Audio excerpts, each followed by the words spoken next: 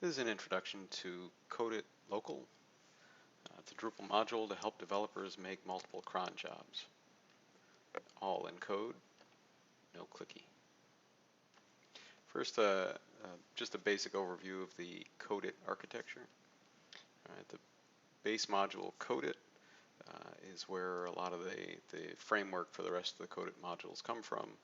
And then Codit Local, you'll notice, is designed to actually sit in your site-specific directory, either at site's default or your specific site directory, because this is where all of the items that you're going to add to the site, the custom configuration is going to go in here. All the core code sits up here in sites modules contrib. And even though this starts out as a contrib module, you're actually going to save it in custom because that's where you're modifying it. It doesn't stay a contrib module for long. It's basically just a storage container for custom modifications.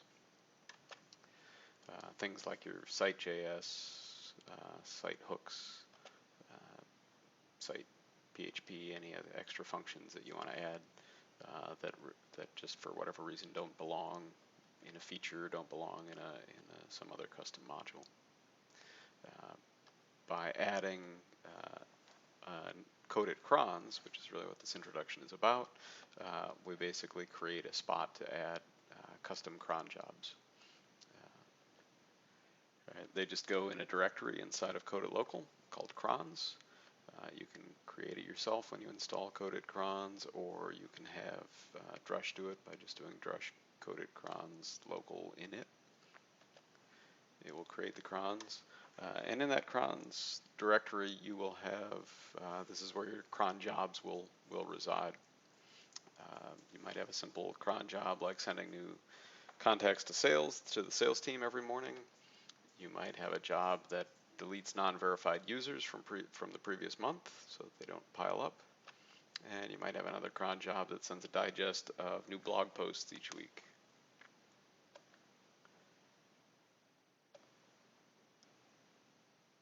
So let's take a closer look at these.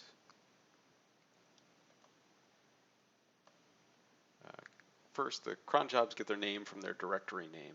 So it helps to name the directory after, roughly what you want it to be. I've kept these names short so they fit on the little icons, but they should be meaningful, something that means something to you. So the send new contacts to sales team might be send sales. Delete verified users might be delete scum. And send digest of new blog posts each week is just send digest. Right, so the crons are created simply by naming these directories, and these directories get created again either through Drush, I'll show you that later, or they can just be copied from a sample that's already in the crons directory. Each cron job gets its function from a file callback inc that resides in each of these directories. And again, it's created automatically by the Drush command, or it's there when you copy and paste the sample directory. Each cron job gets its timing from a variable that sits inside callback inc. So for sending the new sales contract, we might have a time pattern of every 1 day after 5 o'clock, so that it's there 5 o'clock in the morning, so that it's there for the sales team to use each morning and chase after their leads.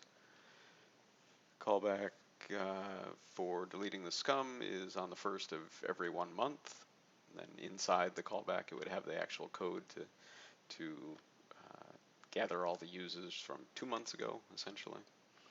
But that code would reside there. But the cron should run every month, the job.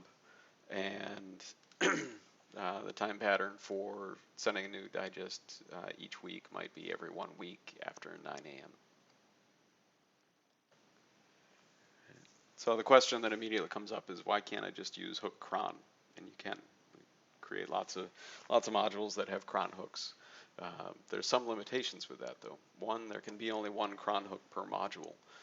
So the idea of having different timings gets a little bit complicated. When you try to have more than one job going on in a single cron hook, things can get messy pretty quickly. So results in the idea that you need to create modules or features just to register another hook cron. If you use Elysia cron, you can only control the timing of each module's hook cron. You can't break it down into sub-jobs or other cron jobs in that one module. You only have control of, is it going to run that hook cron or not. Many cron hooks I've found don't use the Drupal queue.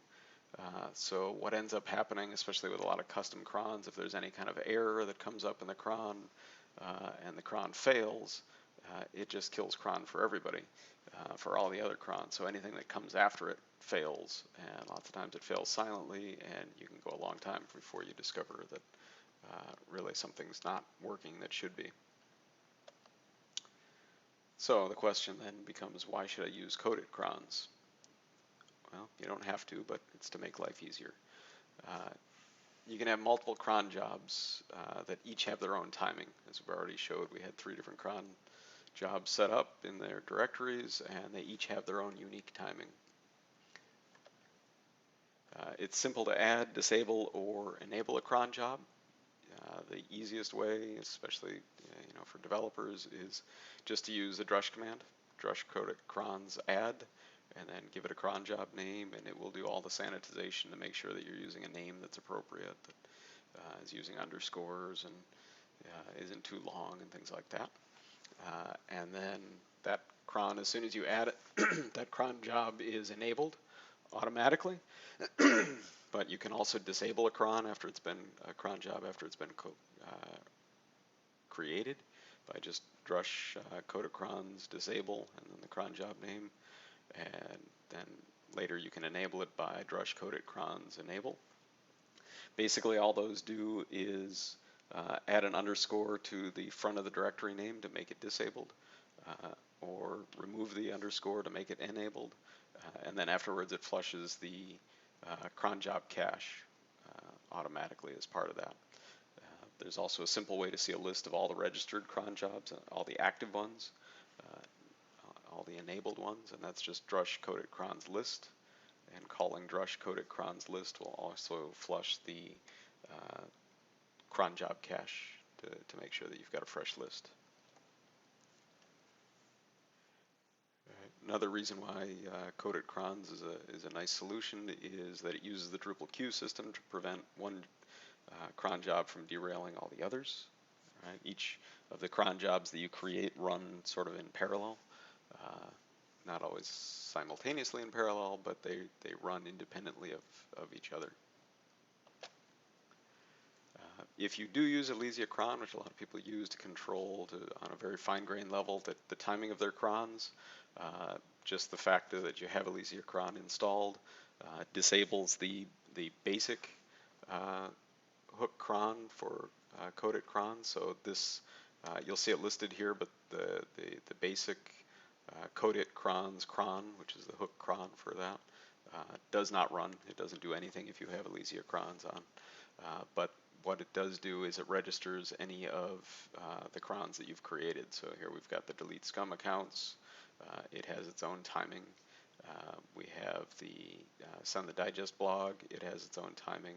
It has a description that defines what it actually is. And you can leave it. It'll actually pick up the timing from what you've set in the file. But if you do choose to use the power of Elysia cron, you can actually override the timing and come up with different timings, but then it becomes controlled by admin and not by the code. It's just as easy to change it in the code and leave Elysia cron, use the default. It's up to you. It's your choice. Another nice thing about using Codit Crons is that the individual cron jobs are portable. You can copy a cron job directory from one site to another, and then just doing drush Codit Crons list registers that cron, and then it becomes a job on that site. The only catch to that is that cron job can't use code that's external or that doesn't reside on this second site. If it's relying on code that's, say, in some other module elsewhere, and that module isn't on this site, it will fail. But again, because it's in the queue, when it fails, it won't break break the rest of the cron jobs that are running. And then finally, why should you use it? Again, it's all code. There's no admin. Thanks. Give it a try. Take care.